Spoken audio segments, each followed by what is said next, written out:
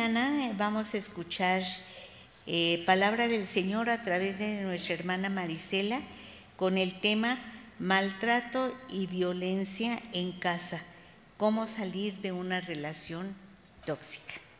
Pongamos atención a lo que el Señor tiene para nosotros en esta mañana. ¿Oras por mí?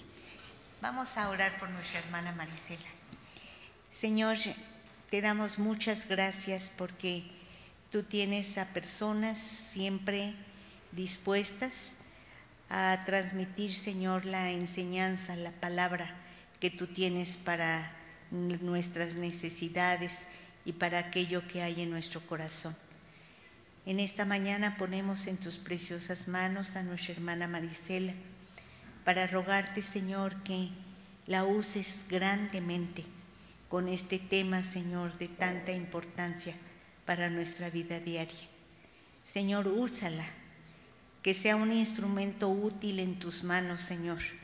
Pon en sus labios palabra tuya, palabra de aliento, palabra de ayuda, palabra de guía, Señor, para todos nosotras. Señor, úsala grandemente y permite que tu Espíritu, Señor, la llene por completo y pueda transmitirnos aquella enseñanza que tú quieres que pongamos en práctica a partir de este momento. Te alabamos y te bendecimos y te agradecemos porque sabemos que tú la vas a usar como un alimento para nuestros corazones. En Cristo Jesús. Amén. Gracias. Bueno, lo resumo como era maltrato y familia, lo resumo simplemente a violencia en la familia. Y si se dan cuenta en las ilustraciones, pues es una relación de pareja y hay maltrato y hay violencia. Pero vamos a ir desmenuzando poco a poco cómo se da esta violencia y cómo quedamos nosotros inmersos en la violencia y no nos damos cuenta de que existe, porque pensamos que es parte de nuestro diario vivir. Pensamos que es normal el que alguien me grite o que yo maltrate o que yo ofenda. Para poder dar esa transformación necesitamos hacer una reflexión, pero esa reflexión tiene que ir aunado a una introspección. ¿Qué es lo que pasa dentro de mí? Cuando dábamos estos talleres de violencias en las escuelas, siempre comentábamos que la única forma de descubrir la violencia que existe en nuestros alrededores, en una casa, en una escuela, en una relación de maestro con alumnos, de alumnos con maestros, era ver la violencia misma, si estábamos o no inmersos en ella. Cuando estamos hablando ahora de nuestro país, estamos hablando ya de un país violento. Cuando décadas atrás no eran tan factibles los números de niños que estaban verdaderamente maltratados, de niños que habían sido lastimados o abusados sexualmente, de eso no se veía tanto. Pero antes de salir de entrar a mi jubilación, estos casos ya se veían en mucho más número. ¿Qué implica? Si nosotros abrimos el diario, encontramos noticias en donde asaltaron y asesinaron, encontramos que una señora le robó su bebé a una mamá que estaba embarazada y le pudo abrir el vientre, y noticias en esas condiciones que uno dice, ¿qué está pasando? Es que son los otros los que son violentos. Y a veces no nos damos cuenta que esa violencia está inmersa en nuestro diario vivir y convivimos con ella. Por lo tanto, la siguiente, por favor. Sabemos de antemano que para Dios la violencia no es adecuada. Y hay un sinfín de versículos que nos puede hablar al respecto. Nada más retomo algunos cuantos porque hubiese llenado todas mis diapositivas con todas las invitaciones que nos hace Cristo a esta transformación de actitudes. Podemos leer todos juntos 1 de Juan del 7 al 8. Amados, amémonos unos a otros porque el amor es de Dios. Todo aquel que ama es nacido de Dios y conoce a Dios. El que no ama no ha conocido a Dios, porque Dios es amor. ¿Por qué este versículo? Porque si en mi casa, en este momento, hay rencillas, hay discusiones, hay golpes, hay maltratos, y decimos y presumimos que vivimos en Dios y que Cristo vive con nosotros, si hay este tipo de cosas, justamente la última parte dice, el que no ama no ha conocido a Dios, porque Dios es amor. Y van a entender conforme vayamos platicando por qué las cosas se tienen que ir reincorporando, y mucho de estas situaciones es la guía del Señor, la reflexión de nosotros, la introspección individual y la acción que vamos a realizar. La siguiente, por favor. Tomo también Efesios 4, del 31 al 32. ¿Quieren acompañarme a leer, por favor? Quítense de vosotros toda amargura, enojo, ira, gritería y maledicencia, y toda malicia. Antes sed benignos unos con otros, misericordiosos, perdonaos unos a otros, como Dios perdonó a vosotros en Cristo. Eso casi siempre nos los aprendemos, ¿cierto o no? Si nosotros lo aprendemos y lo memorizamos, ¿por qué entonces dentro de un hogar hay violencia? ¿Por qué si queremos andar de la mano con Dios y ser parte de Él, por qué entonces la ira, la gritería, la malicia es parte de nuestra familia? Sigamos. La siguiente, por favor. Dice, en la familia es donde nacen y maduran los sentimientos más intensos, donde se realizan los aprendizajes sociales básicos. Cuando yo estoy hablando de México, no solamente estoy hablando de un país, estoy hablando también de estados que conforman mi país, pero de esos estados están divididos por municipio, en el caso de nuestra ciudad, por delegaciones. Y estas delegaciones están inmersas un sinfín de personas, pero conjugadas por familias. ¿Quién es el núcleo de una sociedad? Una familia. ¿Qué pasa si una familia se derrumba? Se van haciendo hoyos a la estructura social. ¿Qué pasa si edificamos familia? Cimentamos estructuras sociales para poder transformar nuestro país. Y dice, si estos aprendizajes no se llevan a cabo idóneamente, aparece la violencia y se vuelve habitual en el modo de resolver los conflictos familiares. Si yo aprendí que tengo algo que expresar, pero no lo puedo expresar porque me van a decir, cállate, tu opinión no sirve, eso que dices son tonterías, justamente voy a aprender que me guardo esa emoción adentro de mí.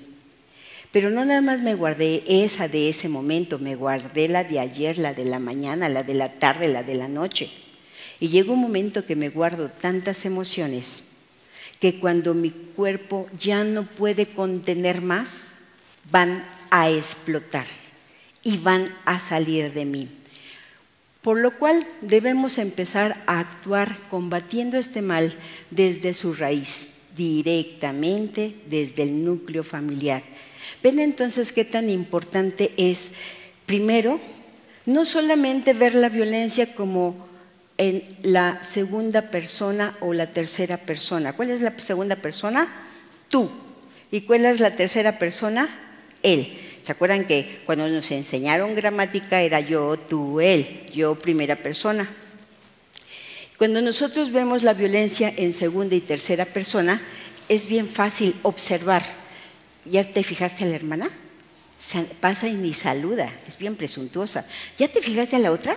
Traía a los hijos hasta de la oreja para que se sentaran en el culto. O sea, podemos ver la violencia de los otros. Es bien complicado ver nuestra propia violencia. ¿Por qué? Porque nuestro cerebro es bien listo y pone un mecanismo que se llama negación y dice, eso le sucede a los demás, pero a mí no me sucede. La siguiente, por favor. En Efesios del 4, 26, 27 lo podemos leer conjuntamente. Airaos, pero no pequéis. No se ponga el sol sobre vuestro enojo, ni deis lugar al diablo. Este versículo me gusta explicarlo verdaderamente porque dice, airaos, pero no pequéis. Y muchas personas dicen, es que no te enojes, no debes de enojarte.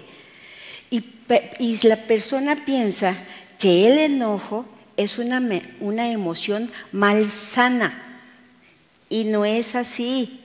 El enojo es funcional porque nos está diciendo que eso no me está gustando, que eso que me dijo fulana no me gustó, que esa respuesta que me dio mi hijo tampoco me agradó, que la falta de ayuda de mi esposo no me gusta y eso me produce enojo.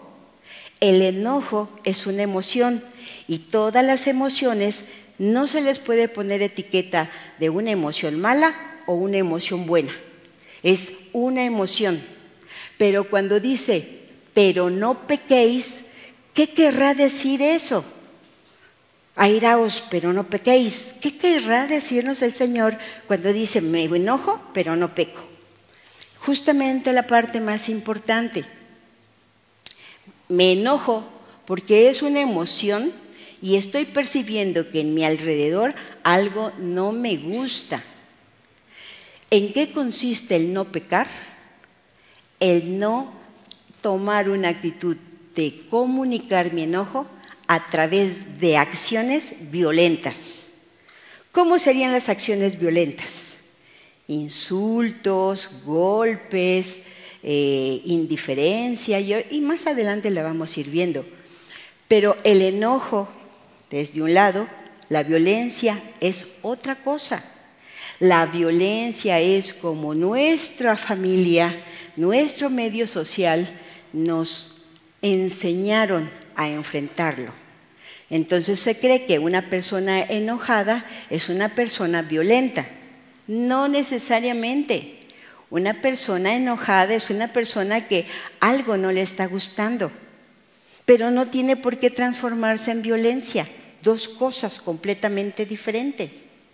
Yo puedo estar enojada y poder transmitir mi enojo sin ningún tipo de acción violenta.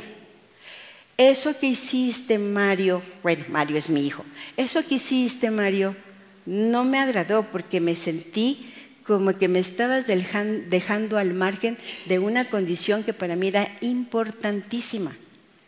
Yo te pido que para la otra que tomes una decisión, me consideres. O sea, estoy externando mi punto de vista, ¿cierto? ¿Me estoy violentando? No. Pero si mi hijo ha aprendido que mi comunicación jamás va a ser una comunicación asertiva, sino una comunicación violenta, resulta entonces que esta forma de comunicarme no la va a entender. Dicen, está tranquila, no le hago caso, porque él y nuestro entorno familiar aprendió que eso no significaba enojo. Entonces tenía yo que poner otro aditamento más, y ese aditamento era decir, ¿qué te pasa? Que yo no valgo en esta vida, tú me tienes que hacer caso porque además yo soy tu madre.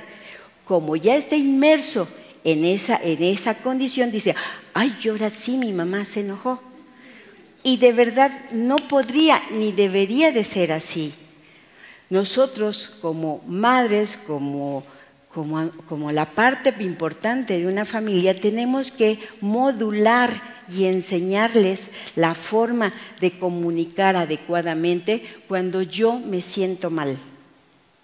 Pero no reproducir patrones enfermos y patológicos donde solamente se está incrementando la violencia. La siguiente, por favor. ¿Podemos leer toda esta junta, por favor? No paguéis a nadie mal por mal, procurad lo bueno delante de todos los hombres. Si es posible, en cuanto dependa de vosotros, estad en paz con todos los hombres. No os venguéis vosotros mismos, amados míos, sino dejad lugar a la ira de Dios, porque escrito está: mía es la venganza, yo pagaré, dice el Señor. Y eso es bien importante, porque de verdad hay veces en la vida que nos pasa cada cosa que decimos: de verdad, a mí me dan ganas, como uno dice: Señor, no te pido fuerzas, porque si me das fuerza, le doy un trancazo en la cara. Entonces, a veces no necesitamos fuerza, lo que necesitamos es decir: Señor, yo sé que tú me escuchas, yo sé que tú estás conmigo, y la ira no la quiero manejar yo. Permíteme alejarme de esa emoción y ese sentimiento. Y sé tú el que pongas en mí esa paz, esa tranquilidad y ese espacio armonioso. Y como lo decían en el momento de las peticiones y las oraciones que se hicieron en el inicio, las cosas no son en el momento tal cual como las pedimos y ya en este instante, porque yo te lo estoy pidiendo. El Señor tiene su espacio. Lo único que nosotros tenemos que estar en acción continua. Siguiente. Y entonces, como íbamos a hablar de la violencia y la familia, conceptualicemos primeramente familia. Es un grupo de personas unidas por vínculos de parentesco, ya sea consanguíneo, por matrimonio o por adopción, que viven juntos por un periodo indefinido de tiempo. ¿Estamos de acuerdo con el concepto de familia?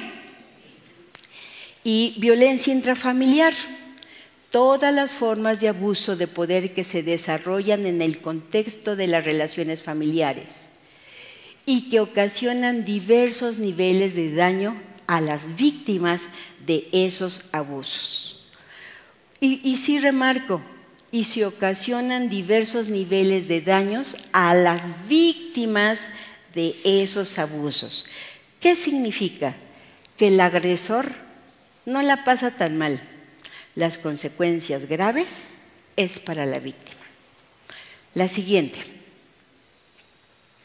Y entonces, hay muchos tipos de violencia, pero en este momento solamente extraje las más conocidas, porque no tiene caso de hablar de la violencia estructural, de la violencia de género, y entonces solamente distingo 4 tipos de violencias en estas condiciones: violencia psicológica, violencia económica, violencia física y violencia sexual, como las más importantes, no porque las otras no lo sean, porque sí lo son. Simplemente que estas son las que imperan más dentro de un núcleo familiar. ¿Qué se entiende por violencia psicológica? Cualquier acto u omisión que dañe la estabilidad mental de la víctima. ¿Qué se entiende por violencia sexual? Cualquier acto que degrade o dañe el cuerpo o a la sexualidad de la víctima y que por tanto atente contra su libertad, dignidad e integridad física. ¿Qué se entiende por violencia económica? Toda acción del agresor que afecta la supervivencia económica de la víctima. Se entiende por eso, ¿verdad? ¿Tú no haces esto? Pues fíjate que te bajo lo de tu día para la comida a 50 pesos. Dale de comer a tus hijos con 50 pesos, desayuno, comida y cena. O simplemente el que es el proveedor de la familia deja de dar porque está castigando de esa forma. Eso se entiende por violencia económica. Violencia física: cualquier acto que cause daño no accidental usando la fuerza física o algún objeto que pueda provocar lesiones internas, externas o ambas. De esto, si se dan cuenta, no hay una noticia nueva, ¿verdad? Ya más o menos las teníamos clasificadas. ¿Por qué cuando les digo es necesario que cuando hablemos de violencia nos inmiscuyamos en nuestro tipo de violencia? ¿Yo he ejercido violencia hacia los otros o han ejercido violencia hacia mí. El primer paso es reconocerla. ¿Y qué tipo de violencia estoy viviendo? ¿Y qué tipo de violencia estoy ejerciendo hacia los demás? La siguiente. Bueno, dice, sujeto que participa en violencia intrafamiliar. Y una parte, un sujeto importantísimo, sin este no se da, es el agresor. Una persona agresiva es alguien que aprendió en su familia a ser violento, adoptando la violencia como una forma típica de relacionarse y de conseguir aquello que desea. Y esto es necesario retomarlo, porque ahorita estamos viendo al agresor como el bicho raro, como el monstruo, como el lobo feroz. Y realmente hay una parte bien importante que dice que aprendió en su familia. Y también dice otra parte importante que dice que es una forma típica de relacionarse y de conseguir aquello que desea, porque no lo aprendió de otra manera, porque en su familia sí le enseñaron y porque él siguió repitiendo, él o ella siguió repitiendo patrones. En esas mismas condiciones no es que tenga el espíritu de maldad, no es que le guste fastidiar por fastidiar, siempre y cuando que no estemos hablando de una patología, un psicótico o algo más severo. Estamos hablando de una persona neurótica como cualquiera de nosotros. Entonces, en esas condiciones, estas personas aprendieron así, solucionan sus conflictos así y por lo tanto no piensan que están haciendo mal. Cuando uno les dice, es que tú me dijiste y me insultaste, discúlpame, pero es que te lo merecías. Era la única forma de decirte que estabas mal. Es que la vez pasada me diste un empujón porque me querías callar, pero es que estabas hablando tonterías. Y en estas condiciones, él no se da cuenta que está lastimando, porque como así lo educaron, pues solamente piensa que está haciendo lo que debe de hacer. Y para que haya una violencia intrafamiliar tiene que haber un agresor y tiene que haber un agredido, o sea, la víctima, que es la persona que constantemente está aterrorizada con su experiencia. No son violentas y solo usan la violencia en defensa propia. Dicen, y solo usan la violencia en defensa propia, pero se hace un círculo de violencia. Resulta, vamos a poner el cuadro más normal, el esposo es violento y maltrata psicológica o física o económicamente a la esposa. La esposa recibe ese maltrato y tiene dentro de ella misma muchas emociones guardadas, resentimientos, enojo, frustración, pero ahí la tiene. No se la va a expresar a su esposo porque capaz y si habla, entonces le va peor. Y si habla, aprende que vienen más golpes. Pero entonces, ¿a quién creen que le va a depositar esa frustración? Va para con el que tenga menor rango que ella, menor fuerza y menores capacidades. Directamente va con el hijo. ¿Y qué creen que va a hacer ese hijo que está recibiendo ese maltrato? Se va con el otro que es menor a ellos. Y si nos vamos así, y si hay mascota, se va directamente con la mascota. Se dan cuenta que la violencia se traspola de uno a otro, como si fuera la pelotita cuando uno va a un concierto y pasan una pelota y la van botando por todos lados. La violencia se está traspolando, pero no se está transformando. Por lo tanto, dice que la violencia, ¿ustedes sí alcanzan a ver? La violencia intrafamiliar, hay maltrato infantil, ¿cierto? Dentro de ese maltrato infantil se aplica de dos formas, una forma activa y una forma pasiva. O los niños, aunque no se les golpea a ellos directamente, son testigos de la violencia que ejercen entre los dos esposos. Aunque no se les toque, el que ellos estén inmersos cuando los papás se están golpeando, cuando los papás se están insultando, justamente también en ese momento se está ejerciendo violencia contra de ellos. ¿Cómo será la forma activa de violencia? ¿Quién me dice? ¿Perdón? ¿Golpes? ¿Jalándolos? Maltrato, insultos, gritos. ¿Y cómo será la forma pasiva de violencia? Ignorarlos. Si el niño vino de la escuela, qué bueno. Si no llegó, también. Si le dejaron de comer, qué buena onda. Si no hay de comer, ay, arréglatelas como puedas.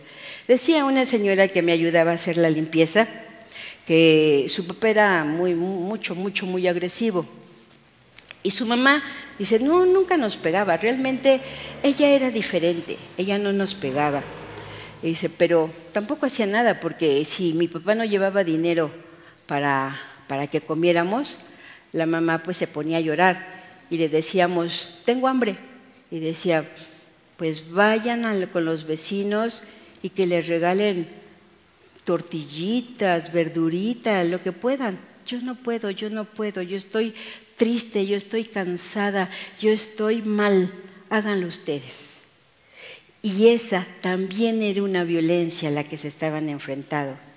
Aunque el recuerdo de ella hacia su mamá decía, es que mi mamá no era violenta.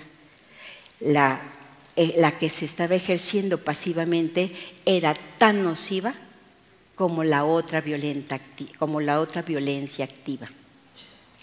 Y muchos de esos papás que se acostumbraron a pelear o se acostumbran a pelear delante de los hijos, dicen, pero es que lo hacemos en nuestra habitación, así, pero su habitación, su pared es de tabla roca y así de delgadita y todo se oye.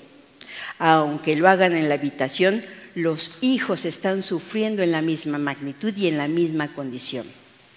Y si ustedes dan una retrospección y se ubican cuando eran las hijas y eran pequeñas de 7 años y sus padres estaban peleando, quiero que digan, ¿alguna vez se sintieron cómodas ante esta condición?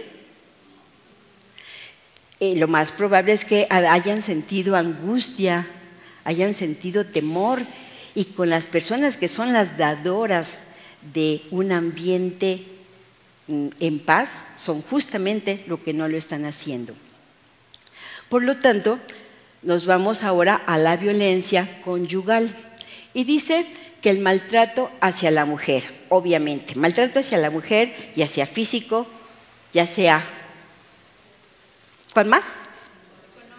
Económico, físico, sexual, psicológico, ¿sí? Y dice violencia cruzada, y ahorita lo platicamos, pero también dice violencia hacia el hombre. ¿Por qué dirá ese texto violencia hacia el hombre?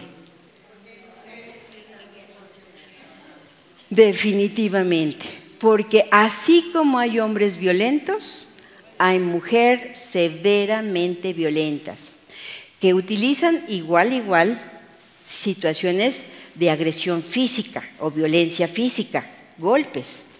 Y como imagínense más o menos, les voy a dar un panorama. Imagínense que ese hombre se casó muy enamorado de una mujer que le llamó mucho su personalidad, porque su personalidad era fuerte y decidida. Pero él tiene en su historia una madre controladora, abusiva, golpeadora. Y entonces cuando se casa, busca un patrón similar. Esa parte bonita que vio de esa mujer que va a elegir como esposa, dijo, ay, es que tiene carácter, es que tiene decisión. No es cierto, lo que vio en ella fue agresión, violencia, control, abuso. y dijo, ay, no sé por qué, pero me siento enamorado. No es que se siente enamorado, está conociendo a alguien similar con el que convivió toda su vida y por lo tanto elige una esposa maltratadora. Esa esposa maltratadora pues o lo ofende o lo golpea físicamente o lo anula o utiliza la violencia económica, pero al revés, te saco todo tu dinero, controlo todos tus gastos, me gasto todo lo que se me pueda pegar en gana. Y también es una forma de violencia. Y cuando dice la violencia cruzada es justamente que los dos se dan al parejo. Casi cada quien se tiene que poner sus guantes porque es primera caída o ¿cómo es lo de las peleas? Un round, primer round, segundo round, porque están así en esas mismas condiciones.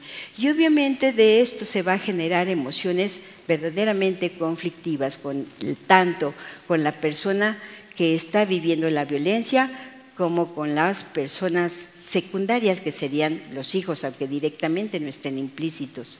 El maltrato a ancianos, lo mismo. Este maltrato a los ancianos se puede ver de dos maneras, de forma activa y de forma pasiva. De forma activa queda, no les doy de comer, los insulto, no tomo en cuenta lo que ellos tengan de necesidad, medicamentos, una cama confortable, un espacio limpio, ropa adecuada. Y directamente de la pasiva es, te abandono por completo. Y a veces voy a irte a ver. Y si tengo ánimos, a lo mejor te meto a un asilo y ahí te quedas. O sea, esa es la violencia pasiva. La siguiente. La siguiente, por favor. Ahí está. Fíjense bien, dice, agredido, víctima. ¿Cuáles son las repercusiones que van a tener en su vida las víctimas que están inmersas en una violencia intrafamiliar? 1. El síndrome de la dependencia afectiva. ¿Qué quiere decir eso? Uno, cuando está en consulta, llegan las mujeres y dice, me golpea, me insulta, me maltrata, no me da gasto, yo tengo que pagar la renta, lavo la ropa y le doy de comer a mis hijos y todavía llega y se roba mi dinero que yo ya había trabajado para darle de comer a mis hijos y se lo roba y se lo gasta con sus amigotes. Cualquier persona lógica diría, ¿y qué haces ahí? ¿Y por qué te quedas en ese espacio? Pues es difícil porque se desarrolló otra cosa dentro de ella, que es el síndrome de la dependencia afectiva. Y por eso había una canción, rómpeme, mátame, pero no me dejes, vida mía, porque esa dependencia afectiva es una realidad. Y no es que esa persona víctima esté sujeta y esté dispuesta a estar recibiendo maltrato continuamente y que eso le gusta y que lo disfruta. No, no lo disfruta. Lo único que hizo fue una codependencia a esa situación. Y por lo tanto me va a dar como consecuencia una actitud sumisa. ¿Voy a tener iniciativa para hacer otra acción? No. ¿Voy a tener unas metas preestablecidas para poder salir paulatinamente de este entorno nocivo? No. ¿Voy a tomarme de valor y le voy a decir que no son las cosas como me gustan y que pueden hacerse de forma diferente? No. Entró total a la sumisión total. Y no como dice el pastor, sumisión a sumisión. Esa nada que ver. A la sumisión de un individuo donde no tiene ni voto, ni estima, ni control, ni decisión, nada. Sentimientos de culpabilidad. Y eso va bien de la mano y eso sí les pongo a ustedes mucho ojo. Porque las personas que son víctimas de maltrato caen mucho en el sentimiento de culpabilidad. es que yo le provoco su ira.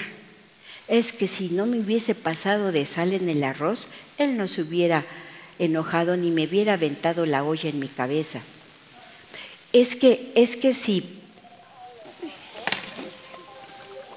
Perdón. Y según le puse que se callara, pero no se calló. Ay. Y en estas condiciones, la voy a tener acá para pagarlo inmediatamente. Justamente lo que estábamos leyendo en el camino de Maús, justamente eso. Y me di a la tarea de apagarlo, pero creo que no lo hice bien. Y esos sentimientos de culpabilidad, decíamos, que es algo que se va desarrollando. La persona víctima se cree la responsable de todo.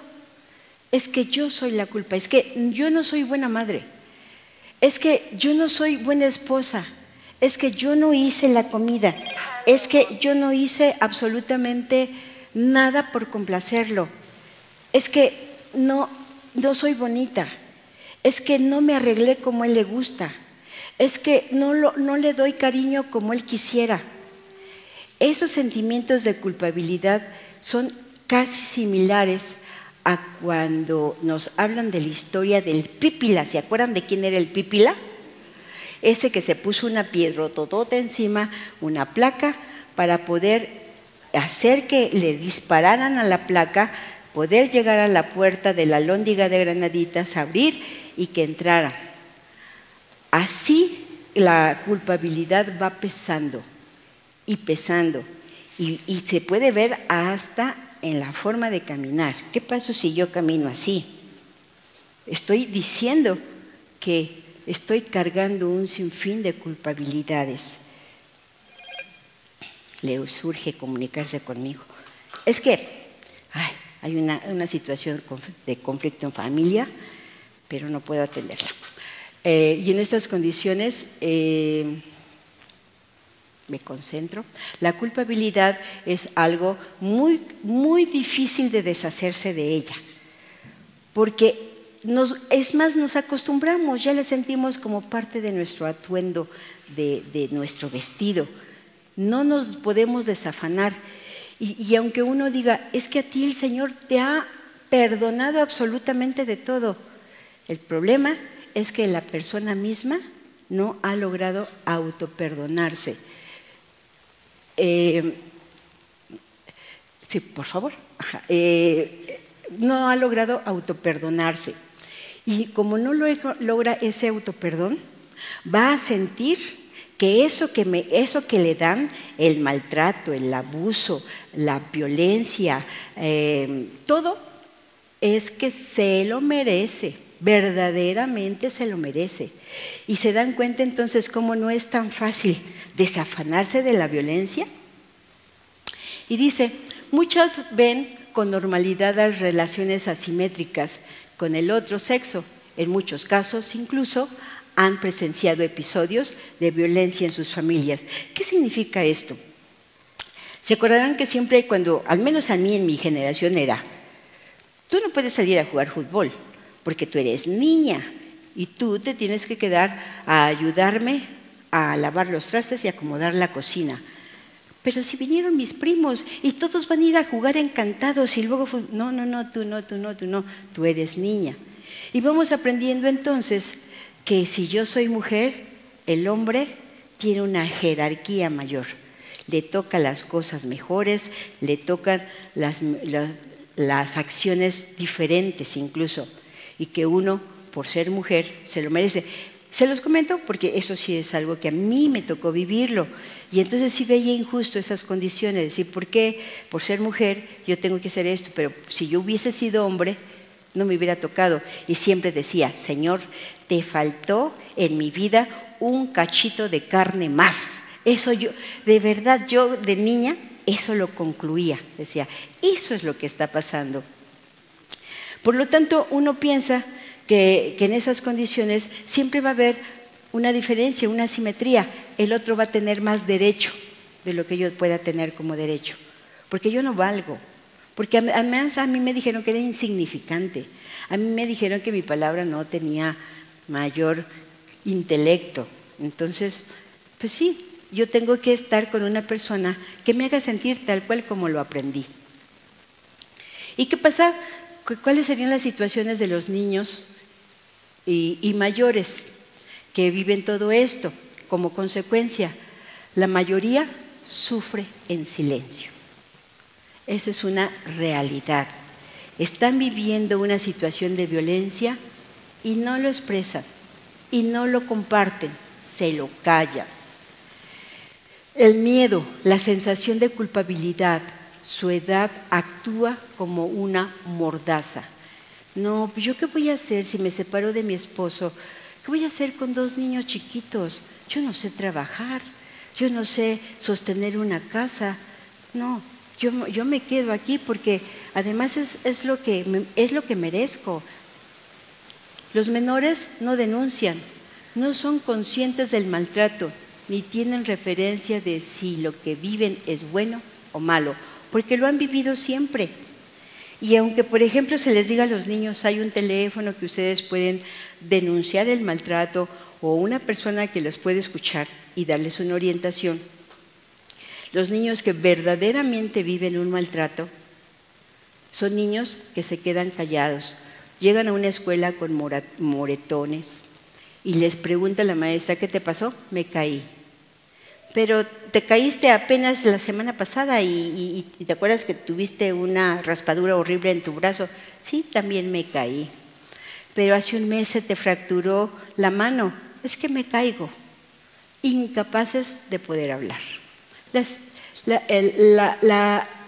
Los ancianos que viven la violencia la caracterizan en la soledad, el desarraigo y la falta de respeto. La siguiente, por favor. Pero ¿qué nos dice el Señor? Reproducido en Mateo, el 18 del 15 al 17. Leamos. Por tanto, si tu hermano peca contra ti, ve y repréndele, estando tú y él solo. Si te oyere, has ganado a tu hermano, mas si no te oyere, toma aún contigo a 1 o 2, para que en boca de 2 o 3 testigos conste toda palabra. Si no los oyere a ellos, dilo a la iglesia, y si no oyere a la iglesia, tenle por gentil y publicano. Recordando que el gentil y publicano para ese entonces era así como los rebeldes, los sin religión, los que no compartían una fe. Pero, ¿y por qué este versículo? Porque la violencia no se tiene que callar. La violencia se tiene primero que saber que se está viviendo, que se está ejerciendo o que uno es parte de ese círculo de violencia. Y que no se puede uno quedar en silencio, que uno tiene que tomar las acciones. Por eso dice, primero dilo, ármate de valor y di lo que no te está gustando. Y después no te hace caso, hazte de unos testigos que sean los que avalen lo que tú estás proponiendo o tú estás tratando de llegar a una comunicación real. Y si no, y más siendo de una iglesia, sabemos que no estamos solos. Sabemos que en la iglesia lo conformamos un sinfín de personas, que en esta iglesia de verdad que somos afortunadas, hay abogados, hay médicos, hay del ministerio público, hay de todo que uno puede acudir o directamente nuestros pastores o directamente nuestros consejeros que les van a dar una información mucho más específica, pero no se callen y enseñen a los niños a no callarse de la violencia, a poder expresar que están viviendo situaciones que no deben de vivir. Por lo tanto, de verdad, cuando dicen, y si no oyere la iglesia, tenlo por gentil y publicano. O sea, si no hay forma, la otra es apartarse lo más pronto de alguien que no está en sus cabales. Y me decía el señor que está aquí ayudándonos con lo de la supervisión de los carros, si le va a tocar hablar, pues hágale saber a las hermanas que se tienen que sujetar a la cabeza que es el hombre. Digo, sí, claro, eso es importantísimo, pero también hay que recordarle a los hombres que tienen que estar bien sujetos a Dios, porque de esa manera sabemos que es la forma de poder ser un buen líder para una familia. La siguiente. Los hombres. Fíjense bien que en esta situación, cuando un hombre está viviendo violencia, aunque no lo crean y aunque los puedan ver grandes y ponchados, son indefensos, anulados y menospreciados por una esposa, es verdad, pero porque generalmente este hombre con esa esposa mala onda tuvo una mamá igual de mala onda. El maltrato suele ser psicológico, más sutil, aunque menos grave. Para conseguir que denuncie su agresora tiene que superar una fuerte barrera, la de la vergüenza, que supone que un hombre,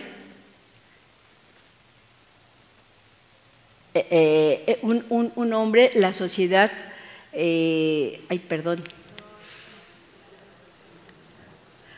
o sea, no sé qué quise decir, o no sé por qué salió encimado, pero bueno, en esas condiciones nada más les explico. ¿Ustedes creen que un hombre va a ir con un ojo morado, con unas mordidas en los brazos, con unos moretones y decir, vengo a denunciar porque mi esposa me está maltratando? No, porque socialmente los estereotipos todavía en nuestra sociedad son machistas.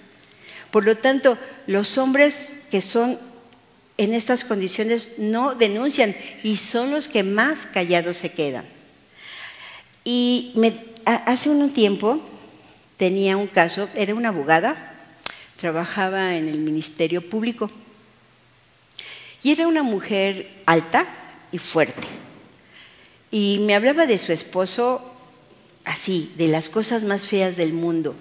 Y decía también cómo lo controlaba, y de verdad lo controlaba con maltratos, con insultos, con golpes. Y ella lo platicaba, y al platicarlo, de verdad lo platicaba así como con orgullo. O sea, es que yo, si mi esposo no hace esto, yo le hago lo otro, y le golpeo, y lo dejo sin comer, y si me hace una comida inadecuada, se la aviento.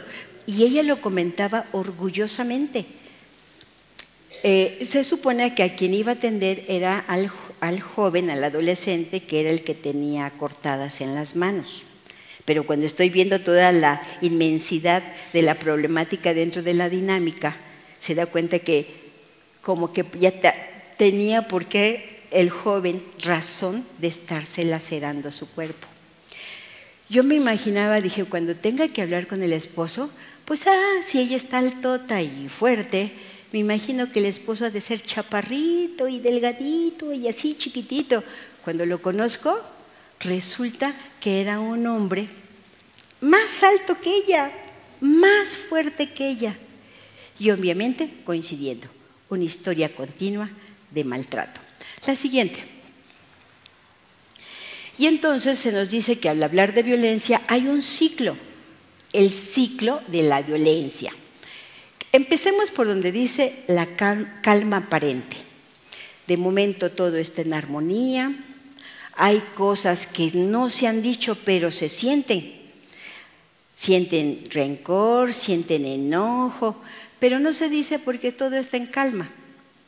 Y entonces aparentemente puede durar 1, 2 semanas, 3 semanas, cuando viene una acumulación de tensión. Ay, vamos, véanlo desde las dos posturas, desde el agresor o desde la víctima. Desde el agresor, ya le aguanté una, ya le dije que a mí la sopa aguada no me gusta y me la hizo horrible. Ya le aguanté 2, le dije que a mí no me gusta que me digan, ¿de dónde vienes? Ya son 2. Ya le aguanté el número 3, que Cuando yo estaba regañando a mi hijo, ella dijo, sé cuidadoso, primero escúchalo. Yo no le permito que ella dé su punto de vista y que mi hijo me vea como que si yo no valgo nada. Empieza a acumular y llega el momento donde viene la explosión. Viene la explosión violenta y agresiva, con insultos, con golpes, con verdaderos maltratos. Y ya que el agresor hizo eso y que vociferó y que maltrató y que humilló, en ese momento dijo, ay, pero ya había hablado con el pastor y había dicho que eso no iba a ser. Ya me había dicho el psicólogo que no pudiera yo ya hacer este tipo de explosiones de emociones. No, me siento mal. Y va con la esposa y le dice, perdóname, de verdad perdóname. Perdí la cabeza, pero si tú no me hubieras estimulado a la violencia, pues tú también eres culpable, pero yo ya identifiqué que yo lo estoy haciendo mal. Perdóname, y mira, perdóname, estoy arrepentido de lo que hice. Y viene el momento de la reconciliación. Y entonces, como él se siente culpable, ¿a dónde quieres ir, mi amor? ¿Quieres que te lleve al cine? ¿Quieres que te lleve a comer al restaurante que tú quieres? Mira, te compré estas florecitas, te traje unos chocolates. Y la víctima dice, ay, por fin ya reconoció que él lo hizo mal, lo reconoció. Qué bueno, ya va a ser una transformación. Niguas, no es verdad. Cuando está la violencia es un círculo, una y otra vez, y vuelve un tiempo de calma aparente para nuevamente llegar a la acumulación de tensión y otra vez. ¿Qué podemos hacer? ¿Cómo podemos rupturar este ciclo? ¿Cómo? De verdad, tomados de la mano de Dios. ¿Por qué? Porque Él nos va a dar sabiduría. Porque Él nos va a dar la capacidad de tomar decisiones cuando así se necesita. Porque en su sabiduría nos va a decir en qué momento tenemos que acudir desde autoridades hasta espacios donde dan apoyo a víctimas de violencia intrafamiliar. Y en estas condiciones, tomados de la mano de Dios, van a encontrar el camino, pero no el camino de la pasividad, de decir, nada más encontré una perrita en la calle que un tiempo la adopté. Era una perrita muy maltratada, era una salchicha. Cuando yo la adopté estaba muy maltratada. Pero cuando yo me acercaba para darle de comer, ella me hacía así, como esperando el golpe inmediatamente. Por lo tanto, no le podía decir, no, ahí no te duermas, este es tu lugar, porque para ella ya nada más encogía su cuerpo para esperar el golpe. Y en estas condiciones también los seres humanos lo hacen. La siguiente, por favor. Por lo tanto, en el ciclo de violencia, desde el punto de vista de la mujer, vimos desde el punto de vista del agresor, ahora lo vemos desde el punto de vista de la mujer. En la primera, pues obviamente vemos desde la acumulación del enojo, y en la acumulación del enojo un sinfín de sentimientos. Y estos sentimientos pueden ser angustia, ansiedad, miedo y desilusión. O sea, todos esos sentimientos están inmersos. Imagínense que pasó la luna de miel, la llevó a comer a uno de los mejores restaurantes de la ciudad, a McDonald's. La llevó a comer a un restaurante y después la llevó al cine, le dijo que la amaba, que no lo volvía a hacer y estaba feliz. Pero dentro de ella siempre seguía habiendo un dolor. Y ese dolor lo transformaba en angustia, en ansiedad, en culpa y en desilusión. Por lo tanto, ¿qué dice la otra?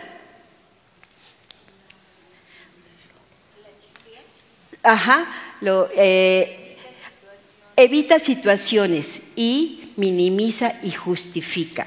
Sí, en esa no pasa nada, o sea, yo estoy bien, no pasa nada. Es más, yo me siento mal por dentro, pero es porque yo estoy mal psicológicamente. Como él me dice que estoy loca, yo creo que sí, porque aunque él me está dando un buen trato, resulta que yo me sigo sintiendo mal. No pasa nada, no pasa nada. O sea, de verdad es mi sentimiento. Ay, Señor, quítame este mal sentimiento. Y después, evita situación. Voy a hacer todo lo posible para que no se enoje. Pero no le voy a decir jamás lo que a mí me está doliendo. No lo digo. Pero ahí está, es acumulación. Acuérdense que solo es acumulación. Después viene, dentro de esta acumulación, el otro aspecto que viene la explosión. Y en esa explosión están todos estos sentimientos: miedo, odio, impotencia, soledad, dolor, parálisis y disociación. Dices, ¿qué será la disociación? ¿Es verdad? No es verdad. ¿Lo que estoy haciendo está bien o estoy mal? Las cosas que él me dice, ¿es verdad lo que me está diciendo? ¿Es que yo me estoy equivocando? Hay una confusión absoluta, pero hay una serie de emociones que me están impidiendo vivir en felicidad. Me están impidiendo vivir con paz absoluta, porque estoy inmersa en ese mismo círculo. Y después de esta viene la culpa, la vergüenza. Viene otra vez el sentimiento de échame la mano allí. ¿Dónde anda? No sé. No, ya no la vi. No. Dice, acumulación del enojo, la explosión, la motricización, culpa, movimiento. Ajá. Bueno, nos vamos con los movimientos. Y dice, sentimientos. En un primer momento, cuando estamos en la explosión, viene todo ese sentimiento de odio, de impotencia, de soledad, pero pasamos a unos nuevos sentimientos, que es nuevamente la culpa, pero ahora acompañado de algo más: vergüenza. ¿Cómo lo van a saber los demás? Y de esta mucha confusión, mucho miedo y lástima propia, mucha. Y obviamente el dolor. Si se dan cuenta, cuando estamos en la violencia, este tipo de emociones están, pero bien apegadas a nosotros, están a flor de piel. Cuando no sentimos tristeza, sentimos enojo, y cuando no sentimos confusión, y cuando no sentimos culpabilidad, y cuando no nos sentimos que somos las causantes de cada cosa que yo vivo, es porque yo me lo merezco. Y otra vez viene la fase de la reconciliación, y entonces se retira si ya había una denuncia, se retira la denuncia. Es que viéndolo bien, no se merece que él esté en la cárcel porque son los papás, es el papá de mi hijo. ¿Cómo puede estar en la cárcel?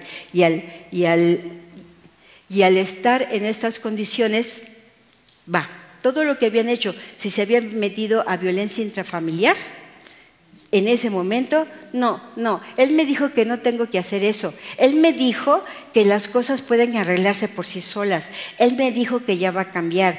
Él me dijo que solamente yo tengo que hacer cambios y que las cosas vuelven como deben de ser.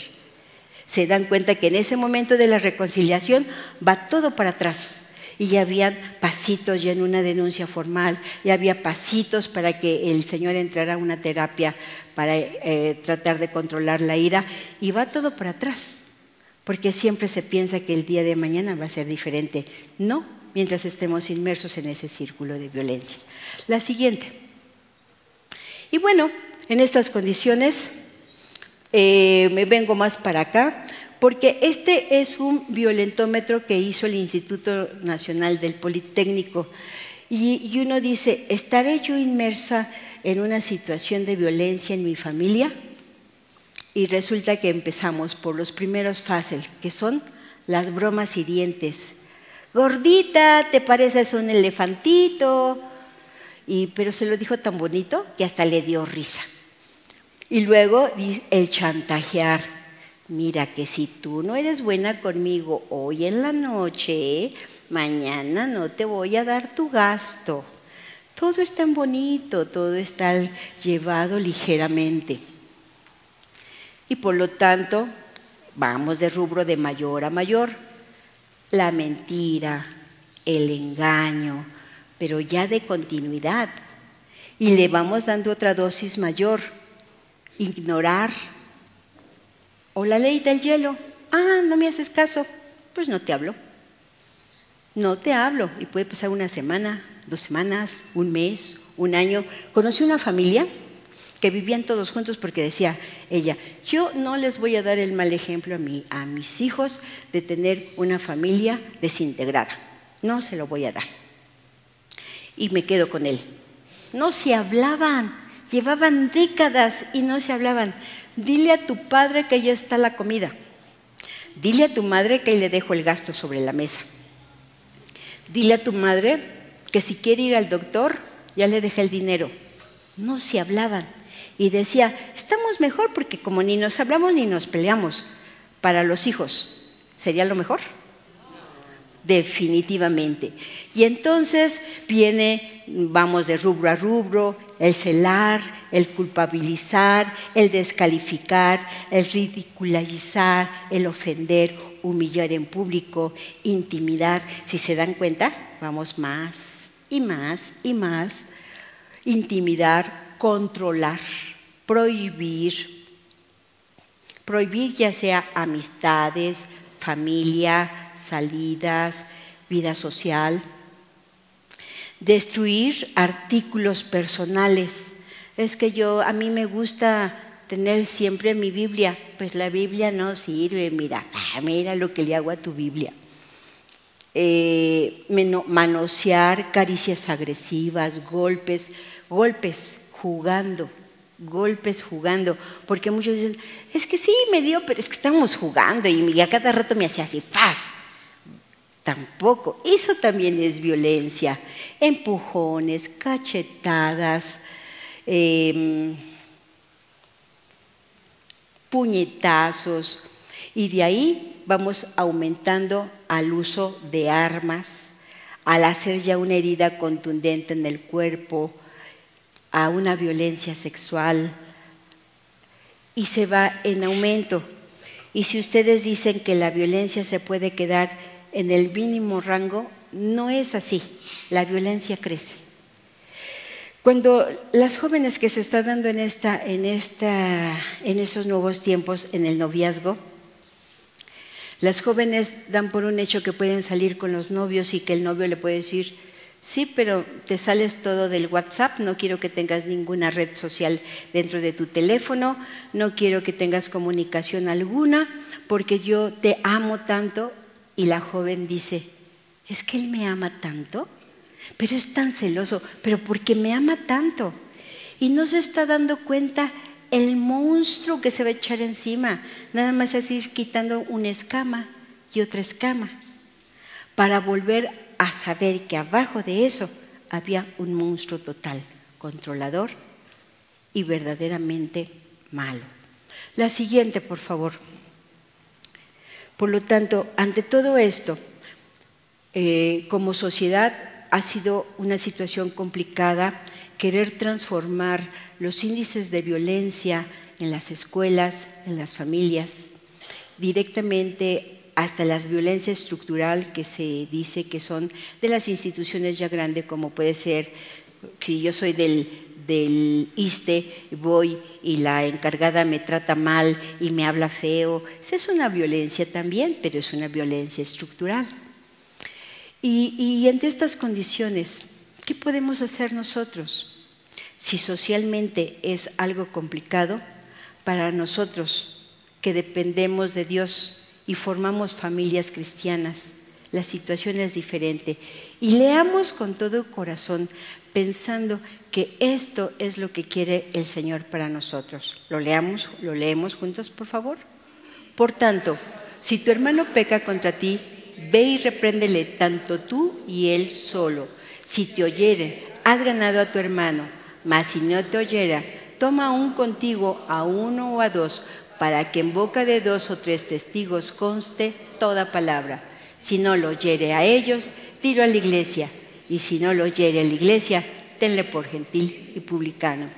Si están viviendo una situación así, transfórmenla. ¿Cómo? Definitivamente no se calle. No se calle.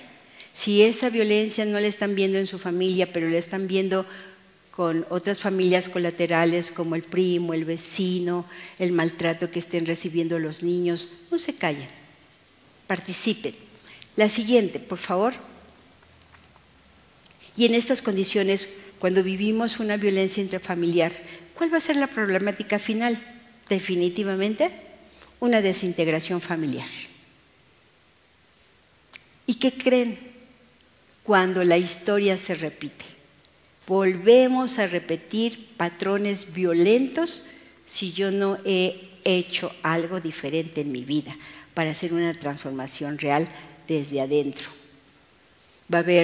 Hay mucho más posibilidad de que haya alcoholismo y drogadicción en la familia y por lo tanto desórdenes psicológicos, muchos. Y si estoy hablando de desórdenes psicológicos, van de la mano los desórdenes emocionales y por lo tanto va con una deteriorada economía. ¿Y por qué entonces decimos, cree en las promesas del Señor? ¿Verdaderamente cree que el Señor puede transformar tu vida? Cuando una persona vivió una situación de violencia desde niña y la prosigue hasta su vida adulta, lo que nosotros decimos cuando estamos aquí, el pastor o cualquier otra persona, lo que dice no lo entiende. Las promesas no las creen, pero no las creen porque suponen que eso es el único estilo de vida. Y no es así. Y por eso decimos, todo lo creo en Cristo que me fortalece. Si tengo temor, quítense del temor. Si tengo esa ira incontrolable, pídanle a Dios ese dominio propio. Si me estoy sujetando solamente porque tengo la situación de que yo me creo que no valgo nada y que no puedo hacer nada por mí misma, es momento de transformar. La violencia va a vivir alrededor de nosotros y con nosotros mientras nosotros quisiéramos vivir en esa misma situación. Cuando nos demos cuenta que solo basta hablar para poder tener la sabiduría y las decisiones pertinentes. La siguiente. Y conclusión de todo esto, diríamos, porque eso es lo que quiere el Señor, ningún ser humano debe vivir con miedo, lastimado, amenazado, mucho menos en el núcleo familiar. Si no puede ser maltratado socialmente, mucho menos en el núcleo familiar, y es justamente donde se da más el maltrato. La violencia por sí sola es una modalidad de conducta inaceptable que por lo general culmina en un delito. Recordando que si vimos el que nos va graduando la violencia no se queda en los mínimos puntos, se acrecenta. Quien es agresor es responsable de su comportamiento. Ningún argumento o razonamiento justifica el uso de la violencia intrafamiliar. No hay excusa que respalde la falta de control, además de que la conducta violenta puede controlarse o dominarse. La persona que es el agresor generalmente siempre tiene un sinfín de un discurso en donde dice, yo lo hago porque así soy, y así me voy a morir, y háganle como le hagan. Y otro es, yo soy así porque tú me generas ese enojo, porque tú me haces enojar, porque tú no haces las cosas adecuadamente. Por lo tanto, estos agresores deben de ser conscientes que sí se puede cambiar esa actitud, que sí es factible a modificarla. Ser consciente que uno la tiene, eso es lo más complicado. A las personas violentas, cuando se les dice que están actuando negligentemente, están actuando abusivamente, dicen, no, no es verdad. No, tú estás equivocada, ¿qué te pasa? No lo creen, no lo creen. Y eso es lo que más lastima dentro de este círculo de la violencia. El problema de la violencia intrafamiliar termina con la armonía, destruyendo así las relaciones de respeto entre unos y otros miembros de la familia. Siguiente. Vamos a llenarnos de dulzura, y a través de la dulzura es la palabra de Dios. ¿Lo podemos leer juntas? Pero a vosotros los que oís os digo, amad a vuestros enemigos, haced bien a los que os aborrecen, bendecid a los que os maldicen y orad por los que os calumnian. Y si se dan cuenta, por más el agresor peor que pudiéramos enfrentarnos, Dios está aún así pendiente de nosotros. Y con todo eso, tampoco podemos odiarlo, porque dicen que se adquiere más las cosas con miel que con hiel, y que si yo me pongo al mismo nivel del agresor, lo más probable es que se vuelva una violencia cruzada, pero no se va a volver una transformación. Y que si yo le enseño a modular su temperamento, porque yo hablo adecuadamente y externo mi enojo a través de una comunicación certera, estoy enseñando también a mis hijos que hay una forma diferente de enfrentar la forma de resolver unos conflictos familiares, y que no va a ser por medio de la violencia. ¿Qué nos dice Lucas? Y como queréis que hagan los hombres con vosotros, así también haced vosotros con ellos. Amén. Pues bueno, ¿algún comentario que quieran agregar? Nada. Bueno, pues ya no hay otra, ¿verdad? A ver, ¿me la pasas? Hay la otra cita de Lucas 6 del 27-28, la leemos juntos, pero con fuerza para despertarse. Pero a vosotros los que oís os digo, amad a vuestros enemigos, haced bien a los que aborrecen, bendecid a los que os maldicen, orad por los que os calumnian. ¿Qué más podemos hacer? Orar sin cesar por aquellas personas que están inmersas en nuestra familia y que son violentas, para que el Señor haga la obra en el corazón y para que nosotros nos dé sabiduría y fortaleza para enfrentar esas contingencias que se están viviendo. Por lo que respecta a mí, concluimos, oramos. Bendito Padre, Señor, gracias por estar aquí presente, gracias por utilizarme, Señor, y que estas charlas hayan llegado al corazón de cada uno de los presentes para que puedan hacer una transformación de eso que tú siempre nos pides, Señor, el amar a nuestro prójimo como nos has enseñado tú. Te lo ponemos en tus benditas manos, cualquier problemática que haya en nuestras familias, para que seas tú el redentor y el transformación de cada uno de los que integran la familia. Te lo ponemos en tus benditas manos, en tu nombre. Amén.